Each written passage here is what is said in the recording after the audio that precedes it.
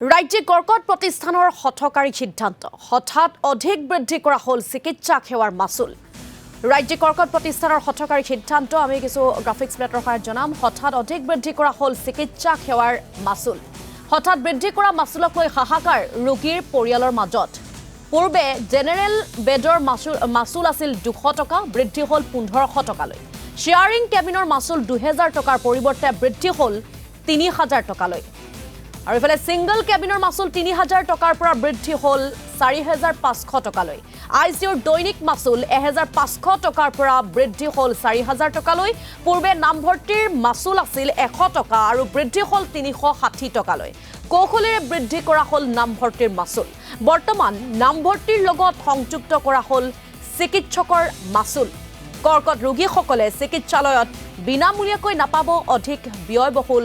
chemotherapy পূৰ্বে বিনামূলীয়াকৈ চিকিৎসালয়ত লাভ কৰা কেমোথেৰাপি বৰ্তমান ক্ৰয় কৰিব লাগিব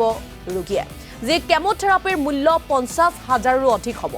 ৰোগী ভৰ্তি হ'লে চিকিৎসালয়খনত এতিয়া দিব লাগিব 10,000 টকাৰ আগধন আৰু আমি এই বিষয়টো সন্দৰ্ভত অধিক তথ্য আৰু জানিম তাৰ বাবে জ্যেষ্ঠ সাংবাদিক মিতালী কোঁৱৰ কাষলৈ আমি পোনপটীয়াকৈ যাবলৈ বিচাৰিছোঁ মিতালী কোঁৱৰ নিৰ্বাচনৰ পূৰ্বে জনপ্ৰতিনিধিসকলে প্ৰতিশ্ৰুতি প্ৰদান কৰে সাধাৰণ জনতাৰ সন্মুখত যে বিনামূলীয়া কৰিব সকলোখিনি স্বাস্থ্য খণ্ডতে হওক বা বিভিন্ন ক্ষেত্ৰত কিন্তু হঠাতে আচলতে কৰ্কট প্ৰতিষ্ঠানৰ আজি আচলতে হঠকাৰী সিদ্ধান্ত হঠাতে কিয় অধিক বৃদ্ধি কৰা হৈছে চিকিৎসা সেৱাৰ মাচুল তাকে লৈ তীব্ৰ প্ৰতিক্ৰিয়াৰ সৃষ্টি হোৱা পৰিলক্ষিত হৈছে মিতালী কোঁৱৰ হয় ঋতুমণি অতি সংগোপনে এই কাম কৰা হৈছিল আৰু এই খবৰ আহি পৰিছিল প্ৰতিদিন টাইমৰ হাতত আৰু তেতিয়া মই নিজেই গৈছিলোঁ চিকিৎসালয়লৈ আৰু গোটেই বাতৰিটো সংগ্ৰহ কৰি আমি 5 বজাত যিহেতু যি আমাৰ বাতৰি সম্প্ৰচাৰ সেই সম্প্ৰচাৰ কৰিছিলোঁ আৰু একমাত্ৰ প্ৰতিদিন টাইমত এই বাতৰি পোহৰলৈ আনিবলৈ আমি সক্ষম হৈছিলোঁ আৰু তাৰ পিছতেই এতিয়া ৰাজ্যজুৰি প্ৰতিক্ৰিয়াৰ সৃষ্টি হৈছে কাৰণ সকলোৱে গম পাইছে যে যি সময়ত যিহেতু আগন্তুক যি নিৰ্বাচন আছে সেই নিৰ্বাচনৰ প্ৰতি লক্ষ্য ৰাখি মুখ্যমন্ত্ৰীগৰাকীয়ে যথেষ্টখিনি আঁচনিৰ কথা দুগুণ হাৰত আচলতে দিয়াৰ চেষ্টা কৰি আছে শিক্ষা বিনামূলীয়া কৰিছে আৰু তেনেধৰণে স্বাস্থ্য খণ্ডটো যথেষ্টখিনি গুৰুত্ব সহকাৰে লৈছে আঁচনিৰ ওপৰত আঁচনি তেওঁলোকে প্ৰণয়ন কৰি আছে কিন্তু তেনে সময়তে টাটা ট্ৰাষ্টৰ অধীনত থকা এইখন কৰ্কট প্ৰতিষ্ঠানে এনেধৰণে যি হঠকাৰী সিদ্ধান্ত ল'লে তাৰ পিছতে দেখিবলৈ পোৱা গৈছে যে প্ৰত্যেকগৰাকী যি ৰোগী সেই ৰোগী আচলতে বিপাঙত পৰা দেখিবলৈ পোৱা গৈছে আৰু বিশেষকৈ আমি দেখুৱাই আছোঁ যে কি হাৰত বৃদ্ধি পালে এইসমূহ মাচুল এগুণ নগুণ নহয় 10 গুণ পৰ্যন্ত আচলতে এই যি মাচুল ৰোগীৰ মাচুল এই মাচুলসমূহ যিহেতু বৃদ্ধি পোৱা দেখিবলৈ পোৱা গ'ল আৰু দ্বিতীয় কথাটো হৈছে যে আটাইতকৈ ডাঙৰ কথাটো হৈছে যে যি কেমোথেৰাপি এগৰাকী কৰ্কট ৰোগীৰ কাৰণে যিটো আচলতে আৱশ্যক কেমোথেৰাপি আৰু সেই সকলোখিনি তেওঁলোকে বিনামূলীয়া যি ৰাষ্ট্ৰীয় স্বাস্থ্য সেৱা মিছনৰ পৰা বিনামূলীয়াকৈ দি থকা হৈছিল সকলো সেৱা এতিয়া বন্ধ কৰি পেলালে আৰু সকলোৱে গম পায় এগৰাকী কৰ্কট ৰোগী এখন ঘৰত থকাৰ পিছত গোটেই ঘৰখন আচলতে কেনেধৰণে ভাঙি পৰে আৰু তাৰ পিছত এনেধৰণে এতিয়া কেঁকুৰা চেপাৰ দিয়াৰ বাবে তেওঁলোকে ব্যৱস্থা কৰিলে কালিৰ পৰাই তেওঁলোকে হঠাতে কোনো ধৰণৰ জাননী জাৰি নকৰিলে কোনো নিৰ্দিষ্ট সময় নিদিলে আৰু হঠাৎ এনেধৰণে 10 গুণ পৰ্যন্ত যিহেতু তেওঁলোকে মাচুল বৃদ্ধি কৰি পেলালে আৰু এই ক্ষেত্ৰত কিন্তু প্ৰত্যেকেই এতিয়া আশাৰে বাট চাই ৰৈছে মুখ্যমন্ত্ৰীগৰাকীৰ মন্তব্যলৈ কাৰণ যিসমূহ উচ্চ যিসমূহ স্বাস্থ্য চিকিৎসা সেৱা ব্যৱস্থা বা চিকিৎসালয় সেইসমূহ আমাৰ অসমত লাগে সকলোৱে বিচাৰে যে ভাৰতবৰ্ষৰে নহওক বিশ্বৰ সকলো উন্নতৰ যি ব্যৱস্থা আছে চিকিৎসা সেৱাৰ ক্ষেত্ৰতেই হওক বা শিক্ষাৰ ক্ষেত্ৰতেই হওক সকলো অসমলৈ আহক সকলোকে ৰঙা দলিচা পাৰি দিয়া দেখা পোৱা গৈছে আৰু এয়া টাটা ট্ৰাষ্টৰ অধীনতো যিহেতু যিখন কৰ্কট প্ৰতিষ্ঠান মুকলি কৰা হৈছিল তাত মুখ্যমন্ত্ৰীগৰাকীয়ে কৈছিল যে যিহেতু যথেষ্ট উন্নত চিকিৎসা সেৱা প্ৰদান কৰা হ'ব আৰু সেই সকলো আশা কৰিছিল যিসকল ৰোগী সেই ৰোগীসকলে সকাহ পাইছিল আশাৰ ৰেঙনি দেখিছিল কিন্তু এতিয়া কি হ'ল এতিয়া 10 গুণ পৰ্যন্ত যি লুণ্ঠন চলোৱাৰ এক জাল পাতিছে এই ক্ষেত্ৰত মুখ্যমন্ত্ৰীগৰাকীয়ে কি ক'ব সকলোৱে আশাৰে বাট চাইছে কাৰণ ৰোগীসকলৰ মাজত হাহাকাৰ পৰিৱেশৰ সৃষ্টি হৈছে কালিৰ দিনটোত আমি দেখিছিলোঁ যে যিগৰাকী অধ্যক্ষ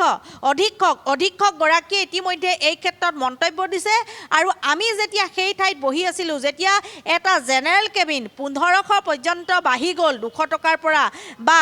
কেবিনসমূহ 2000ৰ পৰা 4000 হ'ল আৰু জেনেৰেল বেড যিহেতু 200ৰ পৰা 1500 হ'ল তেতিয়া কিন্তু যিসকল ৰোগীৰ অভিভাৱক তেওঁলোকে কিন্তু মূৰে কপালে হাত দিছে পঞ্জীয়ন আছিল 100 টকা কিন্তু অতি সংগোপনে সেয়া 360 টকালৈ চিকিৎসকৰ মাচুল সংযোগ কৰি এই ক্ষেত্ৰত বৃদ্ধি কৰা হ'ল এতিয়া কথা হ'ল যে চৰকাৰে যিহেতু এই ক্ষেত্ৰত হস্তক্ষেপ কৰিবই লাগিব এটা কথা যে যি স্বাস্থ্য খণ্ডক লৈ মুখ্যমন্ত্ৰীগৰাকীয়ে বাৰে বাৰে কৈ থাকে যে উন্নত সেৱা ব্যৱস্থা কৰা হ'ব কিন্তু এতিয়া টাটা ট্ৰাষ্টৰ ক্ষেত্ৰত মুখ্যমন্ত্ৰীগৰাকীয়ে কিন্তু নীৰৱ ভূমিকা পালন কৰিলে নহ'ব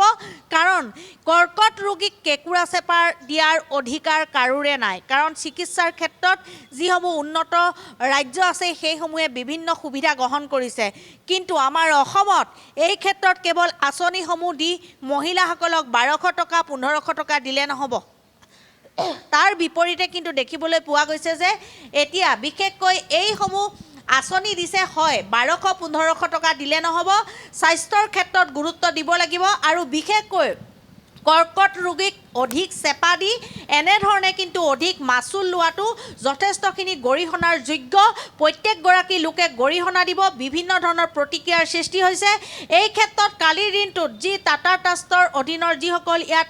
আসাম কেঞ্চাৰ কেয়াৰ ফাউণ্ডেশ্যনৰ যিসকল মুৰব্বী আছে তেওঁলোকে কিন্তু মূৰ পুলুকা মাৰিলে তেওঁলোকে কোনো ধৰণৰ মন্তব্য নকৰিলে তেওঁলোকে বিভিন্ন কথা কৈছে হয় চৰকাৰী যিসমূহ আঁচনি আছে সেইসমূহ আঁচনিৰ অধীনত যিসমূহ ফ্ৰী ব্যৱস্থা সেইসমূহ পাব